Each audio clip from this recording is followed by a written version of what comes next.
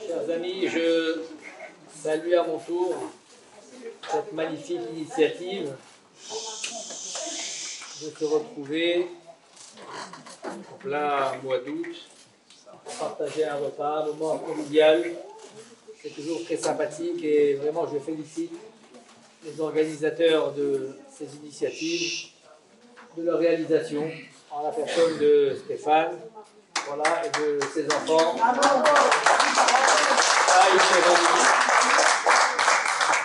Voilà. Ils sont toujours là, disponibles, agréables, généreux, et on les assure aussi de continuer de pouvoir les accompagner dans tous leurs projets d'Ezrat Hashem. Voilà, je voudrais juste partager avec vous une idée sur la période que nous traversons, puisque au lendemain du 9 Av, au lendemain de ce jour terrible, il y a la période de réconfort, que l'on appelle la Nechama, la période de réconfort. D'ailleurs, à partir de ce Shabbat, nous aurons 7 Shabbatot jusqu'à Rosh Hashanah. Donc déjà, Rosh Hashanah pointe son nez. Nous avons Shiva de Nechamata, le ministre, 7 Haftarot de Nechama, de réconfort, de consolation. Et c'est à partir de ces 7 textes de réconfort qu'on peut aborder une nouvelle année, l'ouverture d'une nouvelle année, qui est le moment de Rosh Hashanah. Et je voudrais partager avec vous l'idée de comment on peut ressentir un réconfort quelconque. Comment après, ce qui a été ce moment tragique de la destruction du temple, de l'exil des Juifs de leur terre d'Israël, dispersés aux 4 coins du monde, ça fait 1956 ans, nous avons annoncé 1956 ans que nous sommes en exil. Comment percevoir la notion d'un réconfort quelconque? Et pourtant, on va lire des textes pendant 7 semaines qui vont nous réconforter et qui vont nous donner l'espoir et la foi qu'effectivement, on est dans une période qui est juste avant la venue du Messie, du Mashiach. Comment la percevoir? Alors, je voudrais vous poser une question essentielle, et c'est à partir de cette question essentielle que l'on va essayer ensemble de percevoir cette notion de réconfort et comment on peut la vivre et la ressentir. Vous savez que pendant cette période que nous avons traversée, qui était une période inconfortable, on avait, depuis le 17 Tammuz, 3 semaines. Ces 3 semaines allaient en devenant de plus en plus rigoureuses. Au début, on avait depuis le 17 Tammuz jusqu'au début du mois de Av. Les restrictions n'étaient pas si sévères que ça.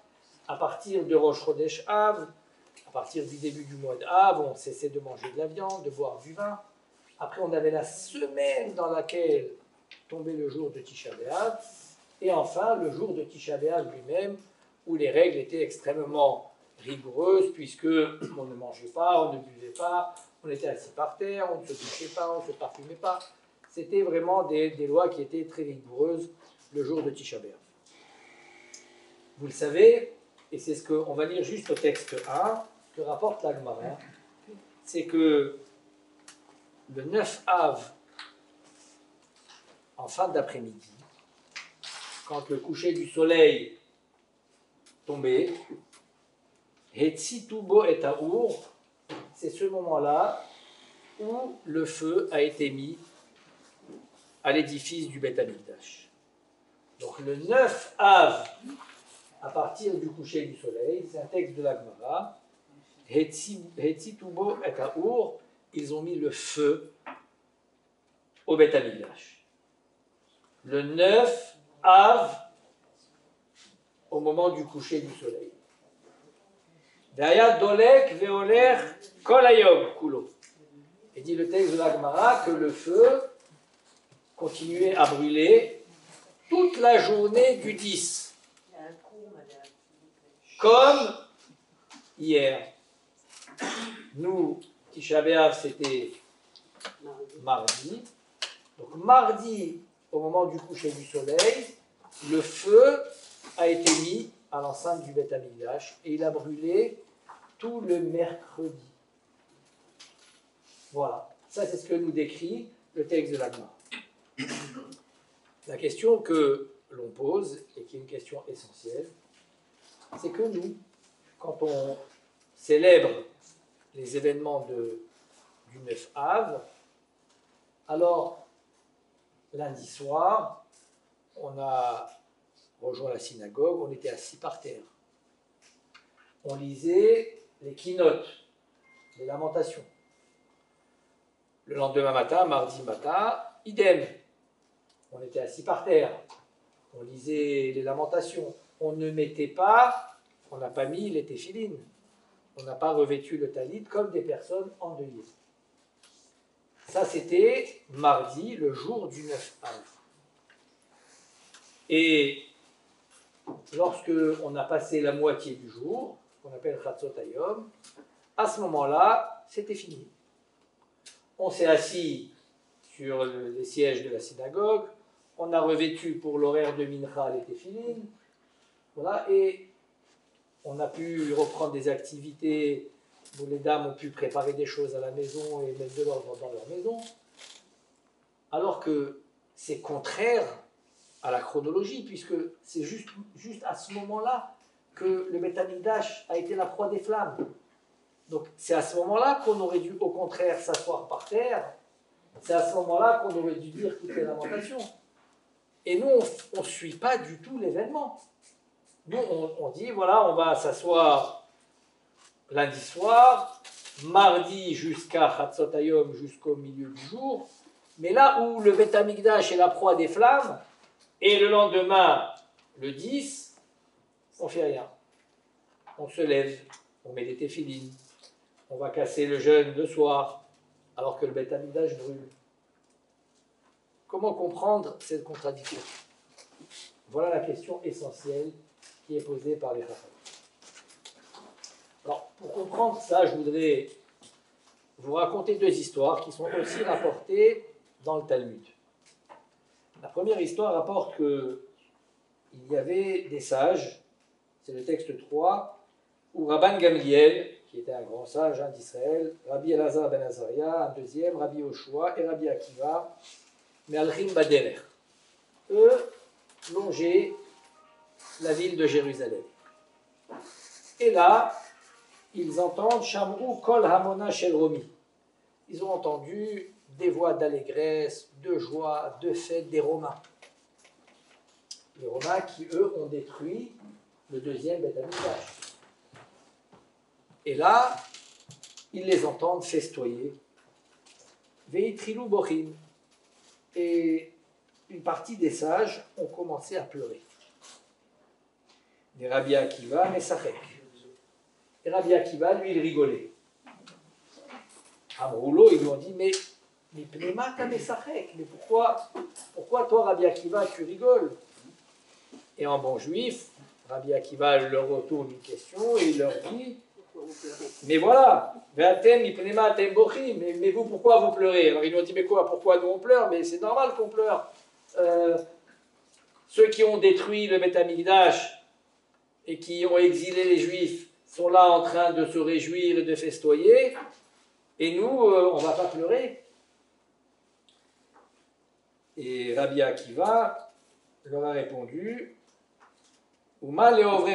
car si ceux qui contredisent la volonté divine sont dans l'allégresse, alors les Oser et Tsono alachat kama bekama, à plus forte raison ceux qui font la volonté divine. On ne comprend pas du tout la réponse de Rabbi Akiva. On est là dans une période difficile, les Romains ont détruit le temple, le peuple juif est exilé, on n'est pas dans une position confortable, on ne comprend pas comment Rabbi Akiva répond et console ses amis qui sont en train de pleurer. Et la Gemara raconte une deuxième histoire, et c'est là où je voudrais m'attarder un peu plus, et vous donner l'idée de ce que représente la notion de consolation dans la Torah. La Gemara raconte qu'à ce moment-là, ils n'étaient pas en train de longer Jérusalem, mais ils étaient plus du côté de la vieille ville, et ils sont arrivés presque sur le site du mont du Temple. Donc l'endroit où était dressé à l'époque le second Beth Amikdash. Kivan she'iliu le'Harabayit, lorsqu'ils sont arrivés à l'esplanade du temple, Ra'u shu'al she'yatsa mibet kodesh hakodashim. Ils ont vu un renard qui sortait de l'endroit le plus saint du Beth Amikdash, qui était le Kodesh HaKodashim. Vous savez que dans le temple, c'est un lieu qui ne répondait pas aux lois de la nature. Vous savez qu'à l'époque, lorsque il y avait des jours de fête, le peuple juif se réunissait, les hommes se réunissaient dans l'enceinte du temple, et ils étaient les uns à côté des autres, ils se tenaient debout, ils étaient serrés. La Gemara dit qu'ils étaient tellement serrés, les uns à côté des autres, que s'il y avait une personne entre deux autres, elle pouvait se tenir sans toucher le sol, tellement elle était portée par les deux autres, tellement ils étaient serrés comme des sardines. Voilà, exactement. Et lorsque ils entendaient le nom de Dieu et ils se prosternaient, tout le monde avait la place de se prosterner. C'est un lieu qui ne répondait pas aux lois de la nature. C'est un lieu de jonction entre le monde matériel et le monde spirituel. Plus on pénétrait à l'intérieur de cette enceinte du Beth Amikdash, plus ça défiait les lois de la nature. L'endroit le plus saint, le plus kadosh, c'était ce qu'on appelait le Kodesh HaKodashim. Ce lieu, il y avait à l'intérieur l'Arche Sainte, dans laquelle se trouvaient les débris des premières tables de la loi, les deuxièmes tables de la loi. Il y avait un Sefer Torah qui avait été écrit par Moshe Rabbeinu. Il y avait une fiole qui contenait de la manne. Il y avait aussi une petite fiole avec de la kétoret. C'était un endroit extrêmement kadosh. Il ne répondait tellement pas aux lois de la nature que la Gemara nous explique qu'on connaissait parfaitement les dimensions de ce lieu. Sa taille en longueur, en largeur, etc. Et il y avait l'Arche Sainte au milieu. Lorsqu'on mesurait d'un bout à l'autre du mur, alors l'arche ne prenait aucune place. Ça veut dire quoi que ça n'occupait aucune place? Pourtant c'était un objet matériel qui a été fabriqué par des hommes. Et notofes makom, dit la Gemara, quand on mesurait comme si la pièce était vide. Donc c'était un endroit extrêmement spirituel. Lorsque Rabbi Akiva et ses amis passent devant cet endroit, ils voient un renard qui sort de cet endroit qui était le plus kadosh, qui était le plus saint. Et là, ses amis à Rabbi Akiva pleurent. Et Rabbi Akiva, lui, encore une fois, sourit. Et ils lui disent à nouveau, mais pourquoi tu rigoles, toi, Rabbi Akiva? Et il leur repose la même question, et vous, pourquoi vous pleurez, bravo? Ils lui ont dit, un endroit aussi kadosh, où même le Kohen Gadol, lorsqu'il rentrait le jour de Kippour, s'il n'avait pas les idées en place, ou s'il ne faisait pas son service à la perfection, il mourait sur place. Comment de cet endroit sort maintenant un renard, et nous, on ne va pas pleurer devant cela? Il leur a dit, eh bien, c'est justement pour cela que moi je rigole. Et pourquoi? Parce qu'il leur a dit, parce que tant que je n'avais pas vu de mes propres yeux que s'était réalisée la prophétie de Ouria, eh bien, je me doutais que se réaliserait la prophétie de Zecharia Hanavi. Quelle était la prophétie de Ouria? Que tant que le Beth Amikdash ne sera pas détruit et labouré, alors je pense que la prophétie de Zecharia ne se serait pas accomplie, à savoir que Od Yeshu Zekeni Uskelot Yerushalayim, qu'arrivera maintenant le moment où des personnes âgées, des jeunes, riront et traverseront Jérusalem. Voilà ce que leur a répondu Rabbi Akiva. Et là, les Chachamim posent une question essentielle et ils disent, mais Rabbi Akiva, il n'avait pas confiance aux prophéties, il avait besoin de voir de ses propres yeux la réalisation d'une prophétie pour croire à la deuxième prophétie. Et là, je voudrais vous donner une idée essentielle, je ne voudrais pas trop m'allonger, parce qu'il y a d'autres textes qui sont magnifiques, mais je voudrais vous donner une idée extraordinaire. dans la tradition de la Torah, s'il y a une situation où on peut descendre plus bas, où il peut y avoir en deçà de cela, alors n'a pas commencé encore le germe de ce que va être la délivrance. Parce qu'on peut encore chuter plus bas. Tant qu'on peut descendre encore plus bas, alors il n'y a pas encore les prémices de la Géoula, les prémices de ce que va être la délivrance du peuple juif. Mais lorsque on ne peut pas descendre plus bas, lorsqu'on est déjà au plus bas du plus bas, à ce moment-là, commence la Géoula, c'est maintenant qu'il y a les prémices qui commencent à percer de ce que va être la délivrance du peuple juif. Et c'est ce que nous célébrons, nous, le jour de Tisha B'Av. Nous, on prend le deuil parce que le Beth Amikdash a été détruit, parce que le peuple juif a été martyrisé, parce qu'il a été exilé de sa terre. Tout ça, on le vit comme une période de deuil le jour du 9 Av. Mais plus on avance dans cet événement du jour du 9 Av, jusqu'au moment où le Beth Amikdash brûle, lorsque le Beth Amikdash est en proie aux flammes, c'est-à-dire qu'il ne peut pas y avoir de situation pire que celle-là. C'est-à-dire qu'on est arrivé au bas du bas. Il n'y a rien de pire qui peut arriver au peuple juif. À ce moment-là, Rabbi Akiva, il sourit. Rabbi Akiva, il dit, c'est maintenant qu'on peut voir qu'il y a les prémices de ce que va être la délivrance du peuple juif. Tant que le peuple juif peut chuter plus bas, on n'est pas encore au bout. Mais lorsqu'on est au plus bas du plus bas, eh bien, Akadosh Baruch Hu déjà prévoit ce qu'est la Géoula, ce qu'est la délivrance du peuple juif. Et c'est ce que on lit dans le texte de la Torah, quand Akadosh Baruch Hu a dit à Abraham Avinu, Ve'aya zaracha ka'afar haaretz, lorsque ta descendance sera piétinée comme le sable de la terre. Alors, Ufarat Tayam Avakedma, c'est à ce moment-là que arrivera ce jour où le peuple juif va éclore à nouveau. Nous, on traverse des périodes qui sont troublantes, des périodes qui sont délicates. On n'a jamais senti dans le peuple juif une fragilité aussi grande. On peut se dire, c'est grave, c'est inquiétant, qu'est-ce qu'on va devenir ? On était suspendu à savoir est-ce que l'Iran attaquait, on était là suspendu, on ouvrait les informations toutes les heures pour savoir si finalement ils ont attaqué ou ils n'ont pas attaqué. Si on attendait le Mashiach avec autant d'impatience de savoir si l'Iran avait attaqué, il serait déjà venu depuis fort longtemps. Mais on est là, on se demande qu'est-ce qui va se passer. Voilà. Est-ce que le peuple juif est en sécurité ? C'est sûr que les personnes qui sont dans le nord, il y a des dizaines de milliers de personnes qui sont déjà délocalisées de leurs appartements. Ça fait 10 mois, qui est extrêmement long pour une population.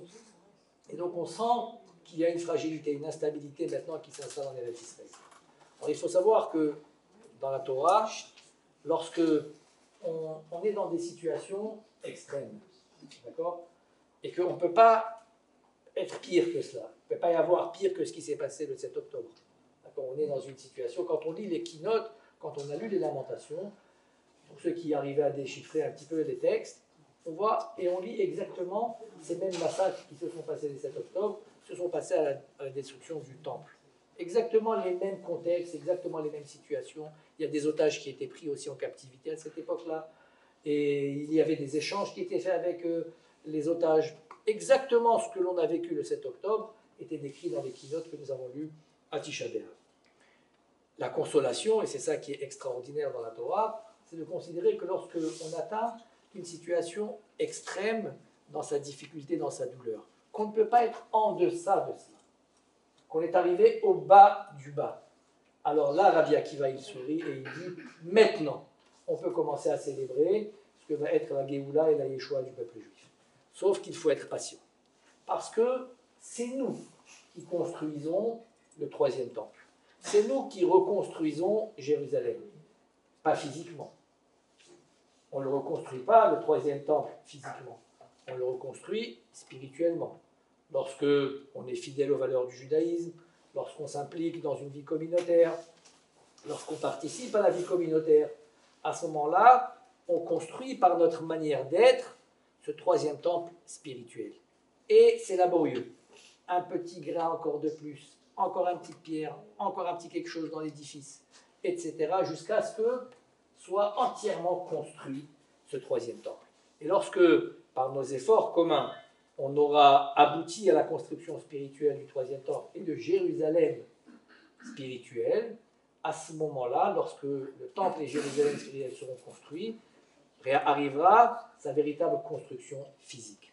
Et je vais vous donner pour cela un indice extraordinaire que disent les Chachamim. Vous qui parlez maintenant bien l'ivrique, parce qu'il faut se préparer puisqu'on va faire notre aliyah, c'est ça, hein?